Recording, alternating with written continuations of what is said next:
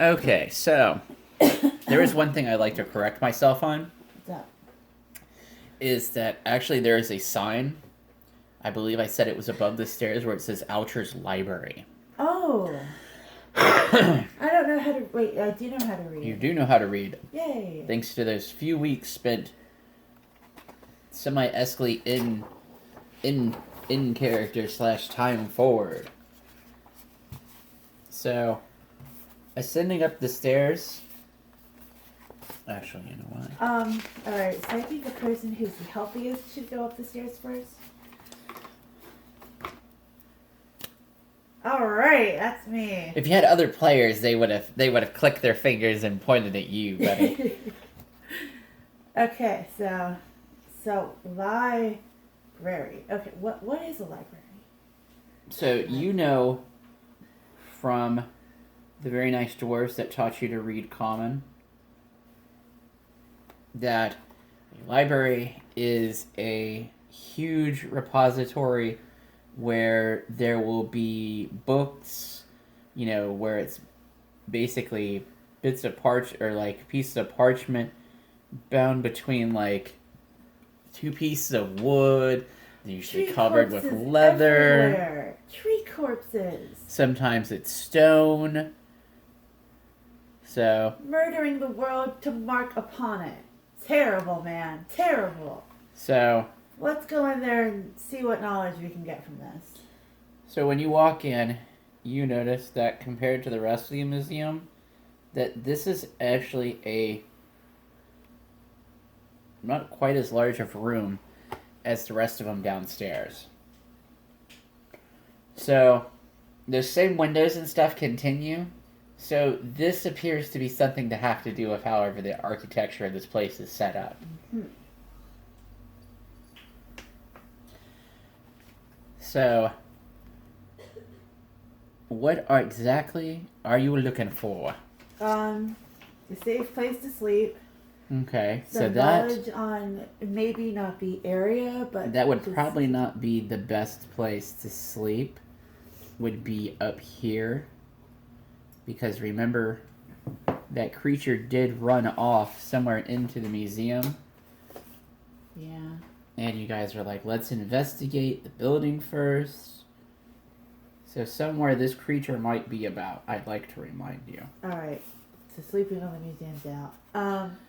But we could, look around and take some books or something. Well, maybe take books, I don't know.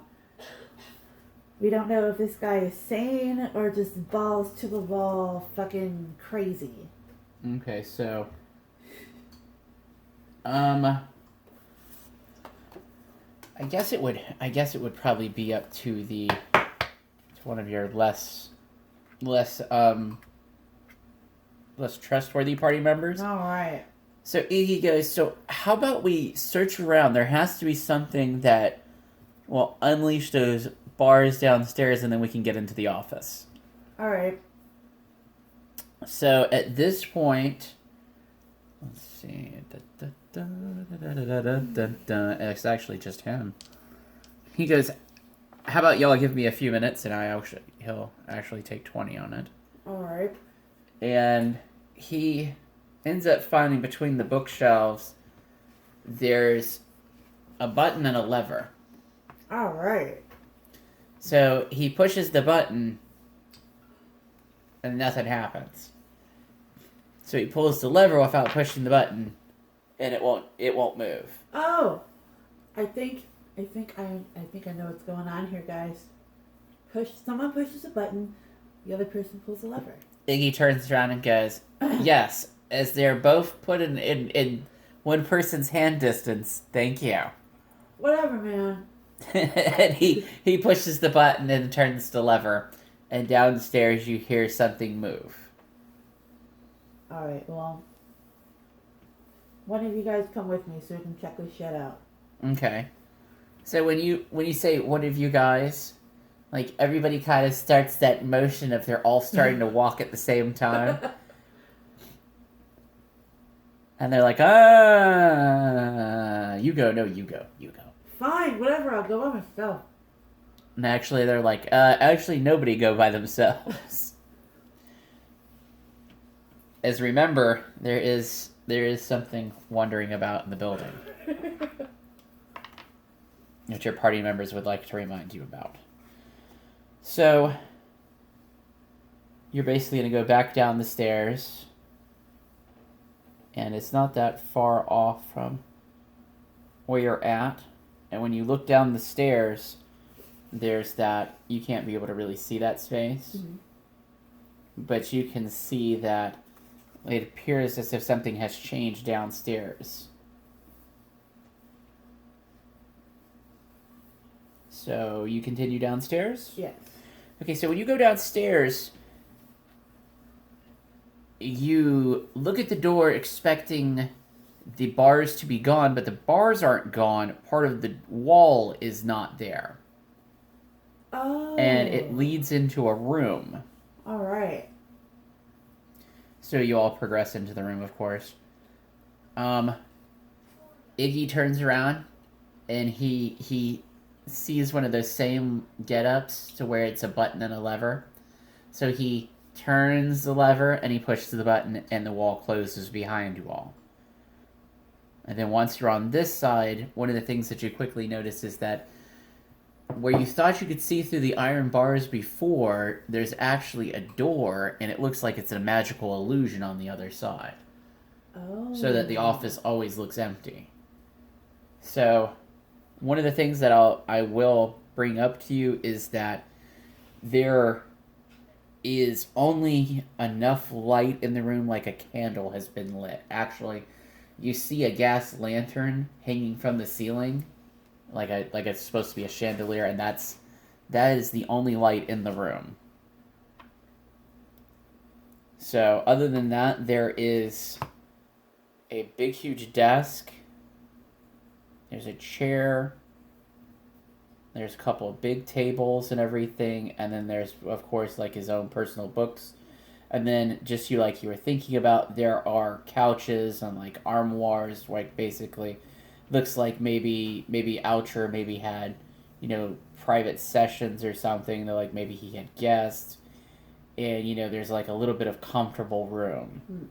And one of the things that you also notice is that in the corner, there's another lantern that can be lit.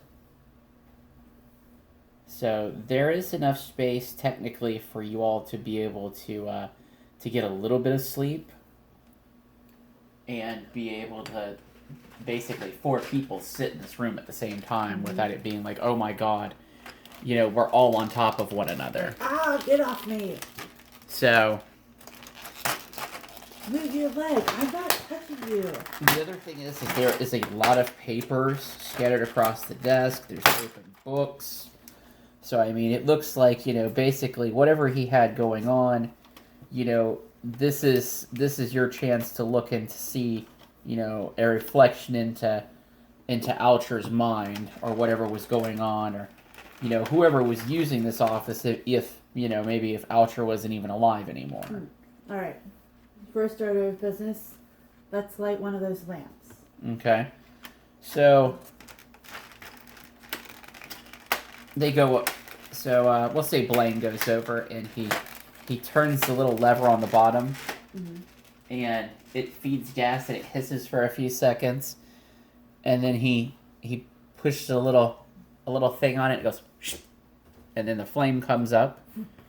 So it provides more light. You can see that the wall that you actually moved through has a bookcase sitting in front of it now. Oh, cool. So, when you heard things move, that was a lot of noise. So it moved a great big lot of things in the museum.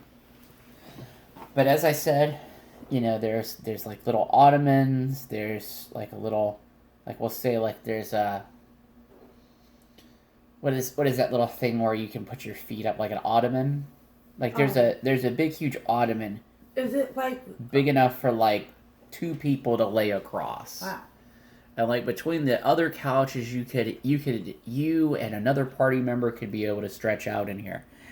One of the things that you also notice is that that appearance of that great big huge window on the front, where it's on all the sides, this room does not actually have any windows. So, whatever Oucher's museum or House of History has going on, it appears that the outside has some kind of enchantment or something to where it actually hides the spaces inside. Because, you know, where you guys have entered, there should have been a great big huge window on at least two sides of this room. The room is, we'll say the room is about 9 feet to the ceiling. So you, like I said, there's plenty of space in here. Like about a 10-foot space to the wall. And on the other side, it's about 25 feet.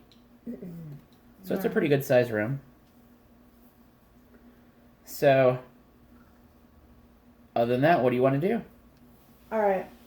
So, first, wait, let's see. How tired is everyone? Are they like barely straggling on, or are we like well, let's tired, say like but not like fucking exhausted? When you got into town, it was only a matter of a few hours, and Ibis used up a lot of his spells between, you know, the encounter with the cloth creatures that were down there by the baker's corner, and then there was the doll incident. That wasn't any combat though. And then you guys basically moved into Alchemist Row.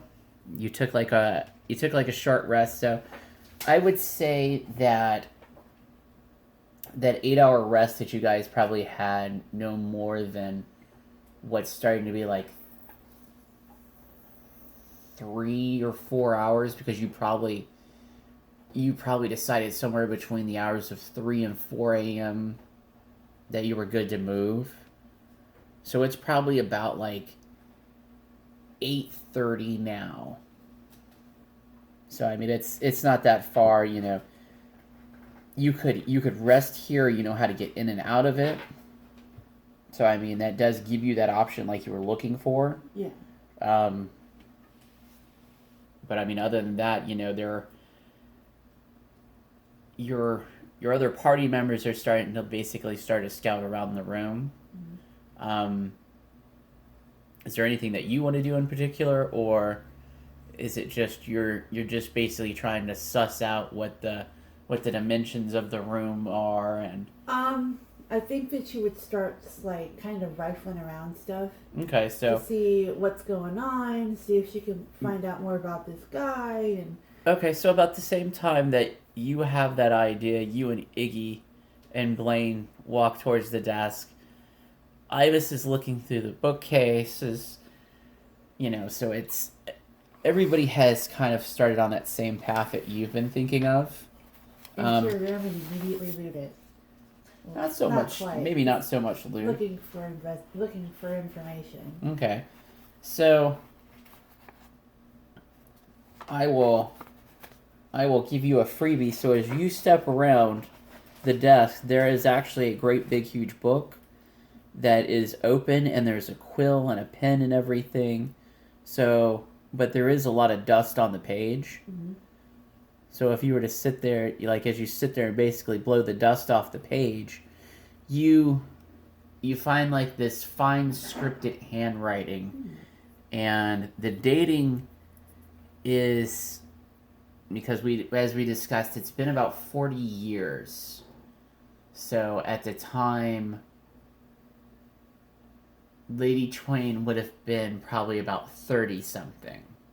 So this isn't so much 40 years ago as it is like 33 years ago. And you notice at this point that the writing is rambling on, but every few sentences make sense. And it says something about transfer my essence, new shell, I'll escape this town. Hey, Ibis, can you come over here and take a look at this with me? Because I know that these are words that I know, but what the hell do they mean together, man? So, well, actually, Iggy will look at you and be like, I'm standing right here, actually. Oh, And sorry. he goes, how about we do this? And he turns the pages a couple pages back. And he starts kind of skimming through it with you. And it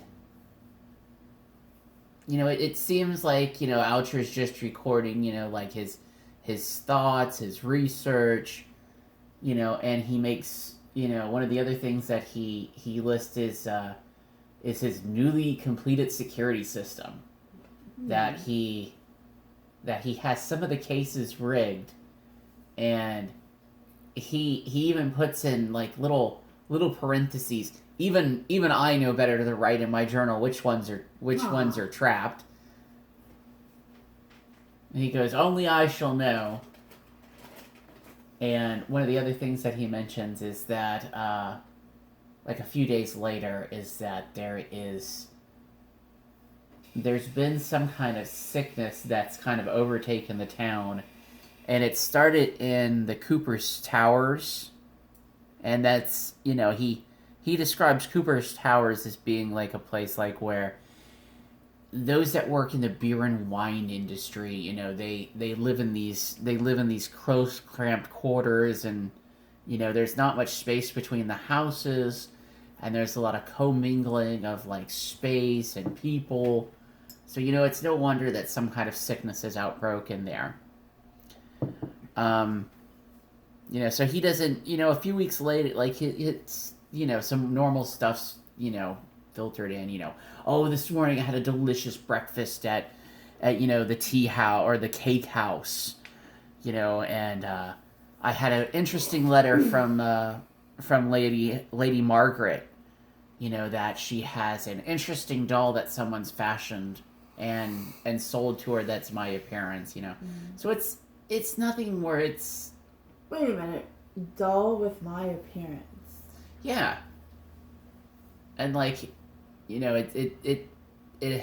actually, like, when you turn a page over, like a week later he's gone to visit her, and he's sketched out this little doll, and it's a little porcelain doll, and it has like he's drawn it as having like a violin in one hand and a staff in the other, and that when you wind it up, it swings the staff onto its back and plays the violin. Oh, it's an automata then. Yeah. Cool. Well, it doesn't say if it is. It just says that it's a doll. Well, as a player, I'm saying cool, but Rafflesia is like, that ain't natural, man. Yeah, there's a lot of things not natural. And then, like, after he made that entrance, he lists, I went back to see Lady Margaret today, and the town guard had that section of town blocked off to the point where I couldn't be able to pass anywhere near Cooper's Towers, and they also kept me from going into Lady Margaret's doll shop. They've also created a picket line to where they're apparently keeping people from going anywhere near the town slaughterhouse, the wool catcher district, the Leatherman's Purse, or anywhere like and also the brewer's barn and the vineyard fields. Okay, so finally occurred to me, hey, take some damn notes. So what's the guy's name? Like, how do you spell it? Alcher? Oh, yeah. It's Alcher. Okay, that's what I thought.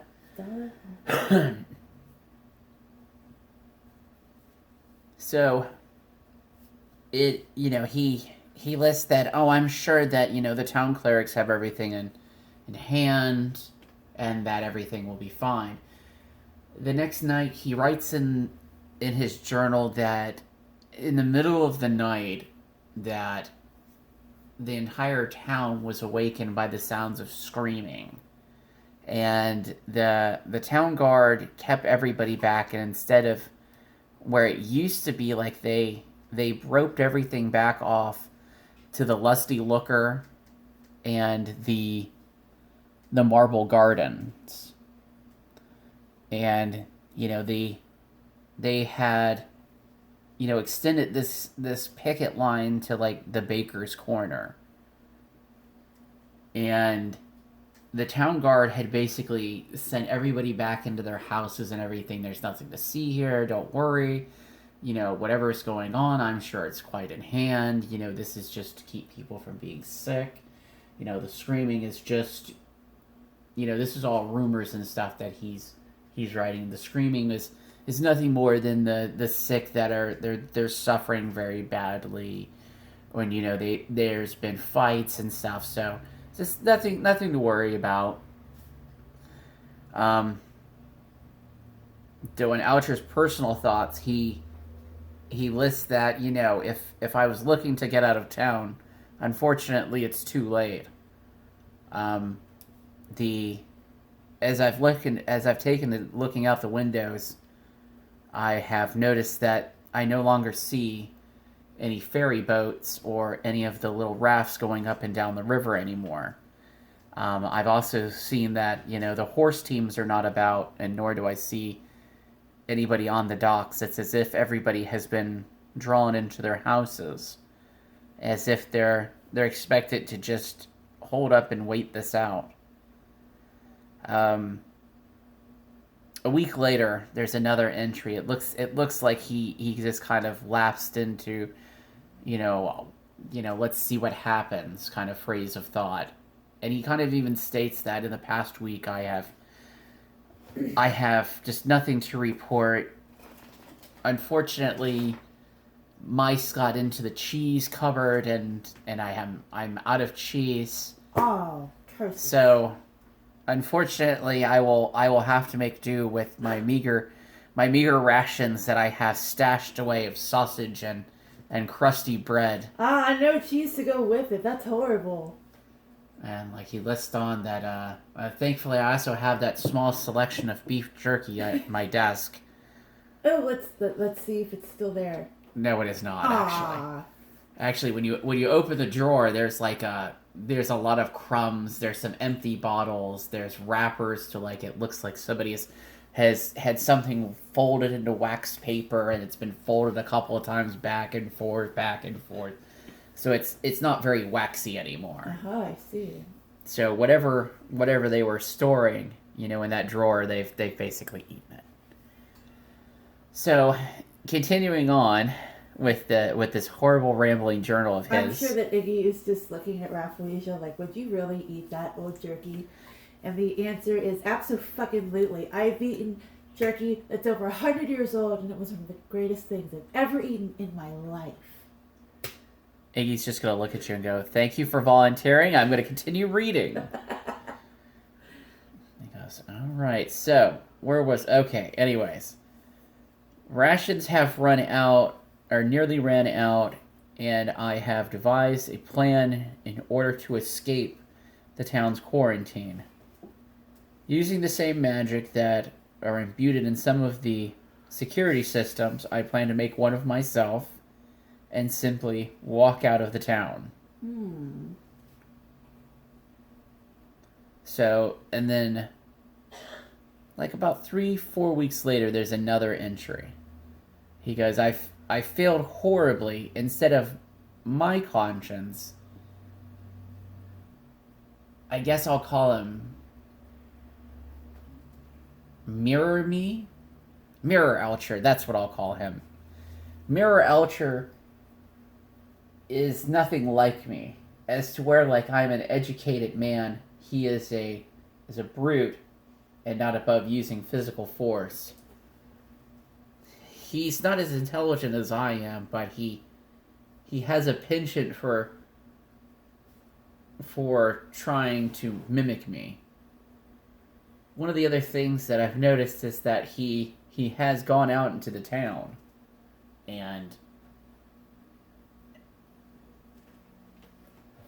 he says that I'll never get out of the town alive without him. A few weeks later, he said, you notice the handwriting has changed a little. It says, Mirror Elcher broke my hand during an argument, and I fear that I'm no longer able to control him though I am deeply trying to contest his new sense of sentient will. Uh-oh. And I can't seem to put him down to the point where I can transfer my conscience into him as I had originally planned. I fear that all is lost now. You done fucked up, dude. So then, about a week and a half later, it says the rations have run out and the handwriting is like really crazy. Because it goes, I've seen things running through the town that I shouldn't have. And I fear what I may become if I wander out into the town. This museum is going to become my tomb, I'm afraid. It's only a matter of time before something happens. And when it starts the rambling, like, you notice how the handwriting is completely different and not the same. Uh-oh. And it leads into, like, that madness, like, talk about trying to transfer my conscience. And then at, like, one point, like, when you get to pages that are, like, newer, like, it seems as if somebody else is writing it as if they are Alcher. Uh-oh. And Alcher has gone mad. So it seems like Mirror Alcher might have overpowered the original, and now he's just trying to take over as him, but he doesn't quite know the finer details, and he's just trying to follow his routine because that's what he's seen. Bingo. And pretty much the rest of your party members agree to that assumption. That this is a case of what would be referred to in Star Trek as the holodeck has gone mad. He done fucked up real good. So now, would Raph have like some kind of knowledge of that sort of thing through like maybe mythology or for people? Of like about golems and stuff? No, of like transferring your consciousness and shit like that. You know that the druids of your tribe and like the people of the open sky, Mm-hmm. you know that they're, you know, a druid can become an animal. There's some spells where you can see through animals' eyes, and Mm-hmm. you're sure that there's probably something out there. But as far as like what Alcher was alluding to was like, I guess our world equivalency of it would be, you know, I'm going to magically saw the top of my head off, take my brain out, and put it into this creature, and then I will be the creature, and then I'll just walk out of town. For those who are unaware, I do know exactly what all this shit means. It's just that Rafflesia, a barbarian who's also a wild elf, would not know how. Wait, what's your intelligence actually? Because I think from 9. Wait, your intelligence is 9? Yes, it is. Oh my god, are you serious? I am dead ass serious. Oh my god. So I guess at this point, like, you're sitting there and you've got like this look on your face, and Icky goes, "Does your brain hurt?" A little bit. He goes, Do you need help? Yeah. So, before anybody else can say us anything, Ibis goes, "I have the answer. It's a classic case of monster gone mad. He was going to become monster and walk out of town. Like giant golem and be like, ah! And he even mimics the Frankenstein walk and puts his arms out in front of him. So it's, you know, you see this wizard wearing blue robes, and you can see his little slipper feet like kicked up into the air. You know, if you look too hard, you may figure out what wizards wear under their robes. Rafflesia is not looking. But thankfully, if only about 25 feet and about half of it being taken up by the couches and stuff, he doesn't have very much space to really mimic this Frankenstein walk. So he goes, you know, like Golem. Yeah. So that you know, the bards three look at him and go, yeah, okay, we know. And he goes, no, I explained for her. I imagine at this point, Raph is probably like busting out laughing. She's like crying with laughter about this. He goes, it always helps to laugh. He goes, that's a good thing. He goes, so monsters loose in museum. Mad mirror copy of a mad wizard. Not mad wizard. We don't know. Well, excuse me, mad bard? That's right, he was supposed to be a Oh bard. yeah, that's right. Alright, so what if that copy is still, lurking around? So it goes, okay, so I guess we make sure that everybody's armed, and we just wander through the museum. Does anybody know what Alcher looks like? You hear Blaine say. Wait. There was a drawing of the doll. Okay. That would be at least some kind of clue. So. And also some guy screaming, "Hey, what are you doing in my museum?" would be a pretty big hit, guys. So you point this out that, that might be the best way to go with the intelligence of 9. Your party members that are a little bit more intelligence just say, how about we just walk around and explore the museum a little, and if we see anything out of place, we'll just roll from there. Okay. So wait. I'm gonna do this as your other party members are going to pitch a few ideas to you. So wait, so if Lady Margaret was having this thing with Alcher, wouldn't she have made a wax doll of him? She may.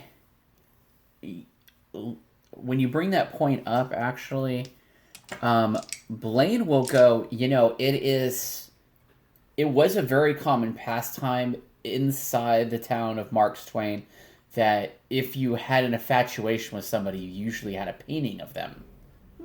So we could, now that we know the ins and outs to the secret room, we could take the daylight hours and go over to the dollhouse and find this portrait of him.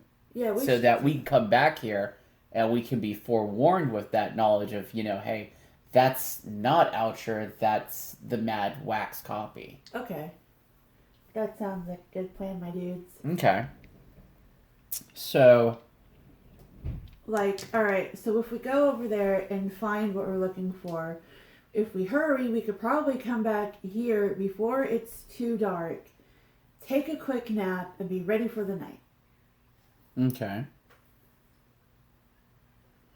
So, you all will basically just leave the museum.